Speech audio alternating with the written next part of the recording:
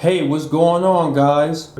And I'm here to give y'all this book review of Game Over, The Rise and Transformation of a Harlem Hustler by Azie Faison. And I'm not going to pronounce that last name or the last name that I see. I'll just write it in. Y'all know who it is. I don't want to mispronounce it. I hate butchering names. I want to say that I definitely apologize for this delay that I had going on, and I had a lot of stuff going on with my personal life and stuff like that, and I don't like to get on social media to discuss any issues, but I think I resolved them. But I had time to read this book, and I'm going to give y'all a nice little review of it, and I won't make it long. If y'all don't know who Azie Faison is, this is the guy here that was a former drug dealer, and he was also portrayed by the guy Ace off of Paid in Full. This book here, he's discussed things that was going on in his life and with things that he went through. I'll give y'all a little introduction about him without making any spoilers in his book. He grew up poor. He didn't have the best of things. He grew up with his parents, and he pretty much struggled all his life, you know what I'm saying? And just like the movie Paid in Full, it kind of, as he got older, it started off, he's working in the dry cleaners, and he wasn't making a lot of money, but his friends were. Mitch, or Rich Porter, may he rest in peace. Basically, he got tempted into, selling drugs and stuff like that.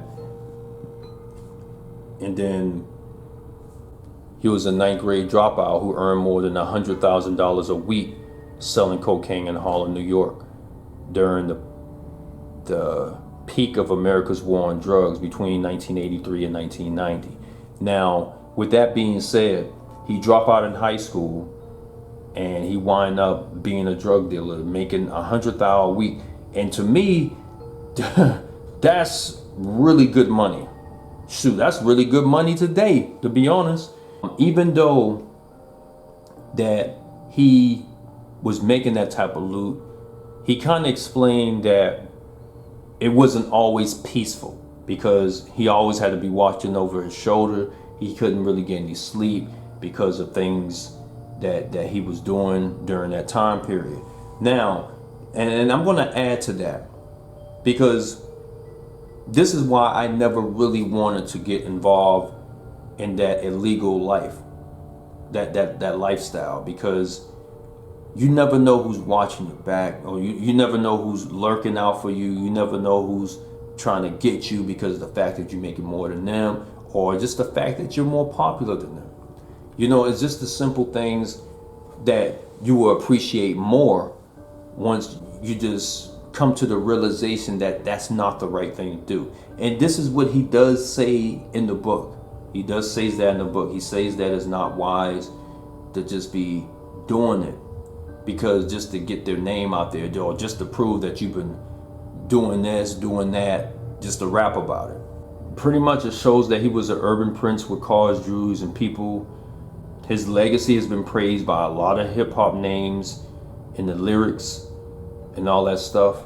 Definitely known for the movie Paid in Full with Mekhi Phifer, Wood Harris, and rapper Cam'ron, and produced by Jay-Z Rockefeller Films. Now, if y'all remember Cam'ron, y'all remember he played as Rico, who was actually known as Alpo. I heard Alpo got killed not too long ago. I just say that much. With all that being said, he also explains about the situation that he encountered when he was, dealing drugs. If y'all remember the movie Paid in Full, I'm not gonna get too much into depth with it, but pretty much doing bad things, illegal things like that, it'll come back to haunt you. It's really sad. Like, he had a lot of them and things in detail. Like, just like Paid in Full, if y'all remember the movie on pretty much what led to downfalls, he gets really more in depth with the book, man. It was, when I read some of the stuff, I'm gonna be real, I became very emotional, and I have not got emotional like that in a long time. I was like in tears when I was reading some of those stuff that actually happened with the conflicts and the downfall of dealing drugs. That was in his book. It was very emotional. And again, I don't want to say what happened in the book because I don't want to ruin it. He also talked about things that he dealt with the police, things that he dealt with the government, and where he sees the government for what it is. To make it long story short, he basically says for those that's dealing drugs and they're like at least in the middle class, the government knows you're dealing drugs. They just don't want to catch you on a spot with it at the moment. They'll catch you when it's time to get you. And that leads to my next point. Y'all remember Pablo Escobar, who was dealing drugs? I think this man was making like 100 million a week. You know what I mean? And the government knew he was dealing drugs like that, but yet they couldn't, or they didn't want to do anything at the time. He explains a lot of information about the government and the things that they do. With that being said, it's very informative. It has a lot of information that a lot of us may not be aware of. And the guy, I call him, this guy here, AT. I call him AT.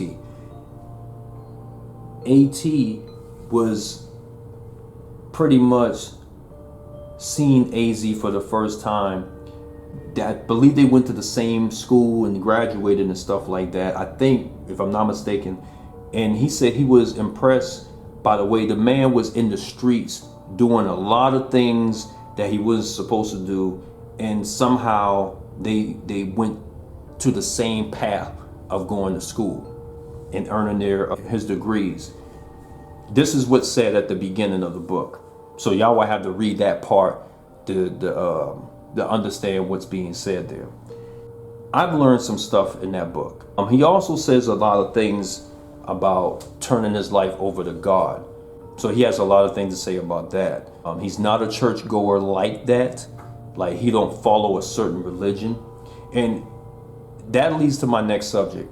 Matter of fact, I'm going to make a video about religion and the fact that some people are blindly followed by religion, and they don't want to think outside the box. They don't want to think critically. They don't want to think analytically.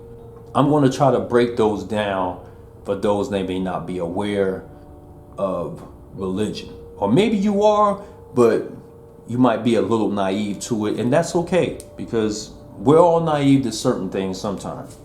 To summarize this book, I really enjoyed it. Like, there was certain things that he taught me that I didn't know about, you know. Oh, and I'll say one more thing. After he got out the drug game, he started making music. He said, unlike a lot of rappers today that raps about that lifestyle of dealing drugs, he actually lived it. He's telling his experience from it. So that was like in the late 80s, early 90s. I don't want to get too much into it, but he has some music videos too that he came out, Mob Style, that was his group. And I'll give y'all a link to the description box if y'all haven't seen it already. I was highly impressed with this book. I can go on and on about it, man. I really can, but I don't want to make this a very long video. So, like I said, I would definitely recommend y'all reading this book. Like I said, it's very informative. It teaches a lot of things about life in general too. Pretty much in this book, he's trying to persuade people to not get involved in that drug life. And not saying, let's just put it like this. I get what he's saying. He's not saying for you to get involved in it, but if you do get involved in that drug life, just know the things that comes with it. You have to be aware of the things that come with it, because I know a lot of rappers, I'm saying rappers for a reason, because a lot of them like to glorify that drug lifestyle, that dope boy stuff. They're not telling you the downfall or the flaws or the cons that comes with it. And sadly, that's misleading the children. You know what I mean? And this is what Azie is trying to teach others. And he even say a rest in peace to a lot of people that got killed in this drug game, which is sad. Some people just got killed in the line of crossfire. Like, they wasn't even involved in the drug life, but some of them got killed because they was in the mix of it. With that being said, that's all I gotta say about this book. I really enjoyed it. The thing is, man, I really want us as people to start reading more too. That I will explain in another video, because if we don't start reading more, we may not be informed about what's going on. We may not be able to read between the lines. And I always tell people to not always follow the media, follow the real sources. Sometimes books can be falsified too, but that's the difference between reading something and check for more sources to make sure they are true. But like I said, this is a really good book, man. Shout out to Azie Faison, and along with AT, I don't want to say his whole name. I really enjoy it, man. I was really into this reading the book, because every time I read a chapter, I'm like, all right, I'm gonna read one more chapter, and then I read another chapter. And I was like, all right, let me read one more chapter. I was doing that, man, because I was so into the stories that he was explaining about his life. But that's it, man. I don't want to rumble on. Like I said, read this book. Very informative.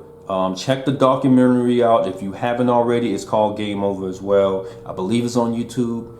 And they got he has the real people that was involved in that drug life during the time, in the 80s, 90s possibly. So, but that's it. And I want to say again, I apologize for the delay. I honestly did not mean to do this. But from now on, I'll make sure between now and 2 to 3 weeks, I will have another book, or maybe 2 weeks at best. I have another book review for y'all and all that good stuff. All right, so that's it. Much love to everybody out there that view this, and even those that don't view this. So much love to y'all. But anyway, I'm out, man. Y'all stay blessed. Peace.